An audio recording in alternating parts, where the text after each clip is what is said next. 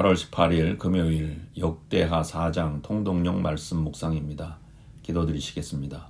하나님 아버지, 오늘 하루 빛을 주셔서 힘차게 출발하게 하심을 감사드립니다. 우리도 빛을 비추며 살아가게 하옵소서.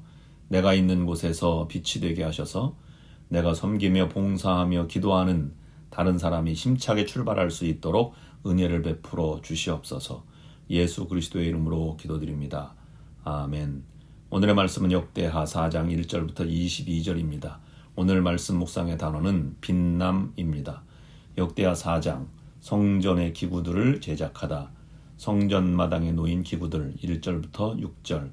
1절 솔로몬이 또 노스로 제단을 만들었으니 길이가 20규빗이요 너비가 20규빗이요 높이가 10규빗이며 2절 또 노스를 부어 바다를 만들었으니 지름이 10규빗이요 그 모양이 둥글며 그 높이가 5규빗이요 주위는 30규빗 길이의 줄을 두를 만하며 3절 그 가장자리 아래에는 돌아가며 소 형상이 있는데 각 규빗에 소가 10마리씩 있어서 바다 주위에 둘렀으니 그 소는 바다를 부어 만들 때에 두 줄로 부어 만들었으며 4절 그 바다를 노새 황소 12마리가 바쳤으니 3마리는 북쪽을 향하였고 3마리는 서쪽을 향하였고 3마리는 남쪽을 향하였고 3마리는 동쪽을 향하였으며 바다를 그 위에 놓았고 소의 엉덩이는 다 안으로 향하였으며 5절 바다의 두께는 한 손 너비만 하고 그 둘레는 잔둘레와 같이 백합화의 모양으로 만들었으니 그 바다에는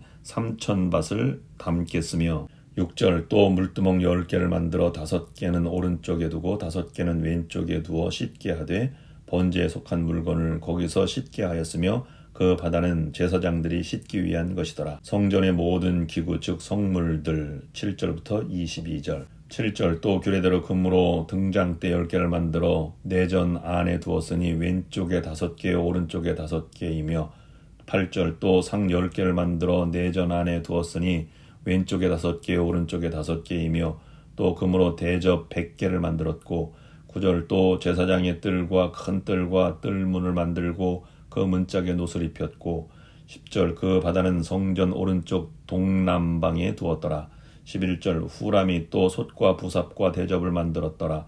이와 같이 후람이 솔로몬 왕을 위하여 하나님의 성전에서 할 일을 마쳤으니 12절 곧 기둥 둘과 그 기둥 꼭대기에 공 같은 머리 둘과 또 기둥 꼭대기에 공 같은 기둥 머리를 가리는 그물 둘과 13절 또 그 그물들을 위하여 만든 각 그물에 2줄씩으로 기둥 위에 공 같은 두 머리를 가리는 석류 400개와 14절 또 받침과 받침 위에 물두멍과 15절 한 바다와 그 바다 아래에 소 12마리와 16절 솥과 부삽과 고기 갈고리와 여호와의 전의 모든 그릇들이라. 후람의 아버지가 솔로몬 왕을 위하여 빛나는 놋으로 만들 때에 17절 왕이 요단 평지에서 숫꽃과 스레다 사이에 지늘게 그것들을 부어내었더라. 18절 이와 같이 솔로몬이 이 모든 기구를 매우 많이 만들었으므로 그 놋 무게를 능히 측량할 수 없었더라. 19절 솔로몬이 또 하나님의 전의 모든 기구를 만들었으니 곧 금제단과 진설병 상들과 20절 지성소 앞에서 규례대로 불을 켤 순금 등잔대와 그 등잔이며 21절 또 순수한 금으로 만든 꽃과 등잔과 부젓가락이며 22절 또 순금으로 만든 불집게와 주발과 숟가락과 불 옮기는 그릇이며 또 성전문 곧 지성소의 문과 내전의 문을 금으로 입혔더라. 아멘. 성전의 건물을 먼저 세우고 다음으로 제사에 사용될 성물들을 만들었습니다. 순서는 큰 것에서부터 작은 것으로 특히 성물을 만든 사람이 두로의 시람 왕이 보낸 후람임을 밝힙니다. 본문의 내용은 열왕기상 6장 7장과 같은 내용입니다. 열왕기서와 달리 역대기는 핵심만을 기록했기에 후람이 이스라엘 사람이 아니고 이방 사람이었는데도 그가 한 일이 더욱더 선명하게 부각됩니다. 솔로몬이 두로 왕 히람에게 편지를 보내서 도움을 요청한 것에 계기가 된 것입니다. 그리고 솔로몬은 성전을 건축한 후 하나님의 말씀을 따라 성전 내부를 배치합니다. 이 모습을 통해서 하나님이 무엇을 원하시는지 잘 알 수 있습니다. 또한 우리가 성전에서 따라야 할 우선순위도 배우게 됩니다.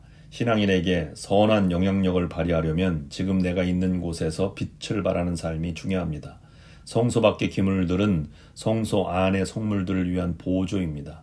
반드시 그것을 거쳐야 성소 안으로 들어올 수 있고 성전에서 하나님께 상달되는 빛을 발하고 기도를 올려드리고 하나님 말씀을 만날 수 있게 되는 것입니다.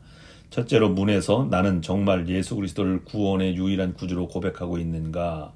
둘째, 번제단에서 나의 죄는 무엇인가? 나의 죄를 예수 그리스도의 보혈의 피로 속죄함 받은 것을 확실히 믿는가? 용서받은 의인이라는 확신이 있는가? 셋째, 물두멍에서 나는 죄를 버린 후 성결된 삶을 살아가고 있는가? 중생하고 지은 죄의 사슬을 끊었는가? 버리지 못하고 끌려다니는 죄는 없는가? 넷째, 등대 앞에서 나는 빛된 생활을 하고 있는가? 나는 사명에 충실하고 있는가?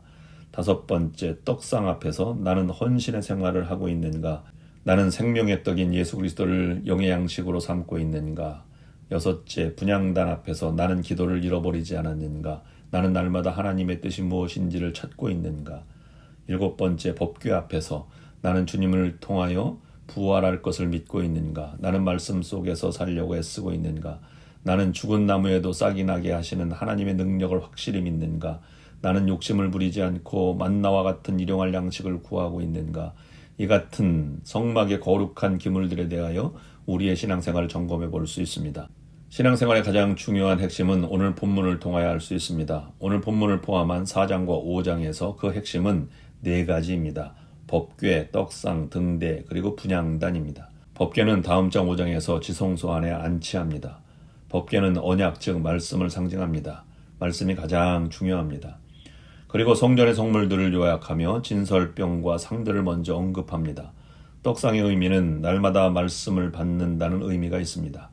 20절에 순금 등대를 언급합니다. 등대는 빛을 발하는 것입니다. 성소에는 빛이 전혀 없습니다. 하나님의 일을 해도 빛된 생활을 하지 않으면 우리의 사명도 허사가 되고 마는 것입니다. 그리고 분향단을 말합니다. 성막에서 단은 2가지가 있습니다. 하나는 번제단이고 다른 하나는 분향단입니다. 번제단은 노수로 만들었고 분향단은 금으로 만들었습니다. 그래서 놋단 또는 금단이라고 부르는 것입니다. 그러기 위해서 신앙생활은 기도 생활을 의미합니다. 분향단을 금단이라고 한 것은 기도를 드리되 믿음의 기도를 하는 사람이 신앙생활하는 사람이라는 의미입니다. 오늘의 기도 제목을 드립니다. 첫째, 모든 이들과 좋은 인간관계를 맺으며 살아가게 하소서. 둘째, 정결한 마음으로 선한 영향력을 끼치는 자가 되게 하옵소서. 셋째, 내가 지금 있는 곳에서 빛을 발하게 하소서. 기도하시겠습니다. 하나님 아버지, 하나님께 나아가는 길이 성물들을 대하며 하나님 앞에 나아가는 길임을 깨닫게 하여 주셨사오니 감사를 드립니다.